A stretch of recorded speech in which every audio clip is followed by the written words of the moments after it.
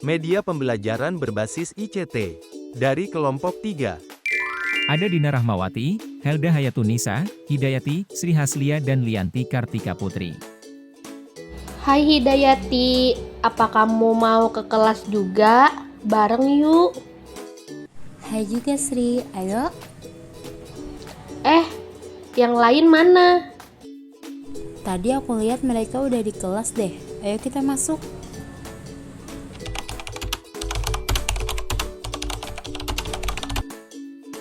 Hai semua, di sini Ibu Helda akan membahas tentang apa saja media dalam pembelajaran berbasis ICT dan seberapa pentingnya media tersebut dalam pembelajaran berbasis teknologi. Supaya lebih jelas, mari saya akan jelaskan materinya. Bagian pertama, media pembelajaran merupakan salah satu komponen penting dalam proses pembelajaran. Media pembelajaran merupakan salah satu alat yang dapat membantu guru untuk menyampaikan materi agar anak bisa memiliki minat dan ketertarikan terhadap materi pembelajaran yang disampaikan. Bagian kedua, selanjutnya adalah konsep dasar media pembelajaran. Menurut para ahli seperti A.S. Harjasudharma, media pembelajaran adalah segala alat atau perantara yang dapat mempengaruhi alat indera manusia dalam mengamati, merasakan, atau memperoleh pengetahuan dan pengalaman. Fungsi dan manfaat media pembelajaran yaitu dapat mempermudah penyampaian materi dengan berbagai cara, diantaranya menyampaikan informasi, membawa pembelajaran lebih menarik, membantu konsentrasi, membantu siswa berinteraksi, membantu guru menjelaskan materi, dan membantu guru mengelola kegiatan belajar mengajar. Jenis-jenis media pembelajaran yaitu yang pertama media visual. Media visual adalah media yang mengandalkan indera penglihatan seperti gambar, grafik, dan video. Yang kedua adalah media audio. Media audio adalah media yang mengandalkan indera pendengaran seperti rekaman suara dan podcast. Yang ketiga ada media audiovisual. Media audiovisual adalah media yang dapat menampilkan suara dan gambar seperti film pendidikan dan animasi. Yang keempat, media interaktif. Media interaktif adalah media pembelajaran yang dapat berinteraksi dengan pengguna seperti aplikasi dan software edukasi. Bagian 3. Teori pembelajaran yang mendukung penggunaan media, yaitu 1. Teori kognitif, yaitu kemampuan belajar atau berpikir dengan kemampuan untuk mempelajari keterampilan dan konsep baru.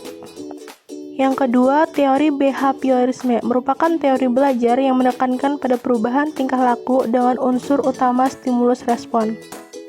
Yang ketiga, teori konstruktivisme, yaitu menekankan pada pembangunan pengetahuan baru oleh siswa berdasarkan pengetahuan yang telah mereka miliki sebelumnya. Dalam pembelajaran konstruktivisme dan teknologi digital dapat digunakan sebagai alat untuk menambah pengalaman belajar.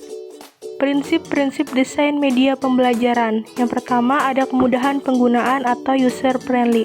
User-friendly adalah sebuah istilah yang merujuk pada suatu yang mudah untuk digunakan atau dipelajari. Yang kedua adalah relevansi dengan materi ajar, yaitu hubungan atau kaitan antara media pembelajaran dengan materi yang disampaikan. Yang ketiga adalah keterlibatan peserta didik dalam proses penggunaan media pembelajaran. Seringkali ditantang untuk berpartisipasi dalam diskusi pemecahan masalah, simulasi interaktif, dan lain-lain. Bagian 4. Pengembangan media pembelajaran. Ada beberapa tahapan pengembangan yaitu analisis kebutuhan, desain media, pengembangan dan pembuatan, serta uji coba dan revisi.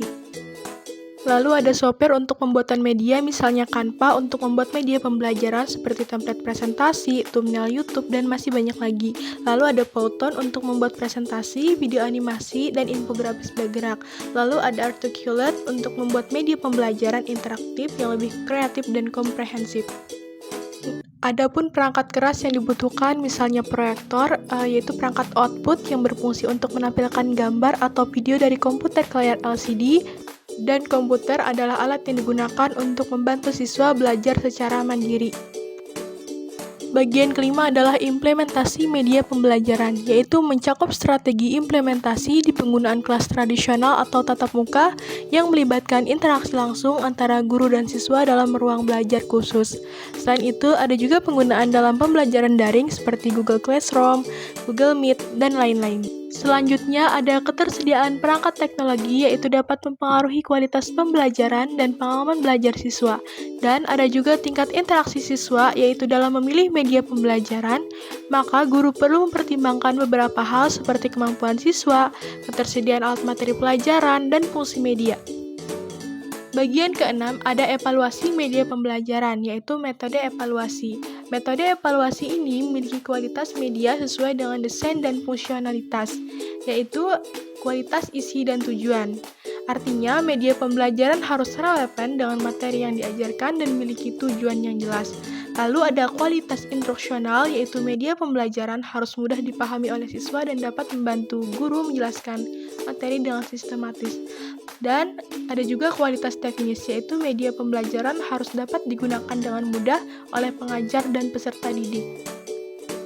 Selain kualitas media, ada juga efektivitas terhadap pencapaian tujuan pembelajaran. Agar efektivitas terhadap pencapaian tujuan pembelajaran dapat berjalan sesuai yang diinginkan, maka perlu adanya motivasi kepada siswa untuk meningkatkan prestasi, memastikan sistem pembelajaran yang diterapkan efektif, membantu guru mempersiapkan akreditasi, dan guru perlu mengetahui keberhasilan pembelajaran yang dicapai oleh siswa. Selain metode evaluasi dalam evaluasi media pembelajaran, ada juga instrumen penelitian, yaitu kuesioner, tes hasil belajar, dan observasi. Nah, setelah Ibu sudah menjelaskan sampai materi ke-6, Ibu minta kepada Lianti Kartika Putri untuk menjelaskan tentang apa saja tantangan dan solusi dalam penggunaan media pembelajaran. Saya akan menjelaskan tantangannya, yaitu aksesibilitas. Dalam media pembelajaran, aksesibilitas digunakan untuk praktik dan juga memastikan semua siswa memiliki akses yang sama terhadap sumber daya pendidikan. Keterbatasan teknologi merujuk pada berbagai hambatan dan tantangan terkait aspek teknologi yang mempengaruhi proses pembelajaran. Biaya pengembangan, yaitu investasi yang diperlukan untuk mengembangkan media pembelajaran seperti pembelian perangkat, pembangunan infrastruktur, dan pelatihan tenaga pendidik. Baik, untuk Lianti Kartika Putri, terima kasih. Sekarang Ibu ingin minta Dina Rahmawati untuk menjelaskan apa saja solusi dalam penggunaan media pembelajaran. Solusi penggunaan media yang lebih sederhana dapat dilakukan dengan beberapa langkah, yaitu pemilihan media yang tepat, penggunaan visualisasi sederhana, interaktivitas dan keterlibatan, platform yang ramah dan mendorong siswa berperan aktif. Selain itu, juga dapat dilakukan dengan berkolaborasi dengan pihak ketiga dan pelatihan bagi para guru. Nah, bagaimana teman-teman? Pembahasannya seru kan? Oh iya, aku mau menyimpulkan dari pembelajaran tadi bahwa dengan media pembelajaran yang efektif, maka proses belajar mengajar dapat berlangsung lebih dinamis dan sesuai dengan kebutuhan siswa dinamis. Meningkatkan minat belajar siswa, membantu guru menyampaikan materi dengan lebih mudah, dan masih banyak lagi. Nah, cukup sekian dari kami. Terima kasih sudah menyaksikan sampai habis. Kami dari kelompok 3 pamit undur diri. See you next time.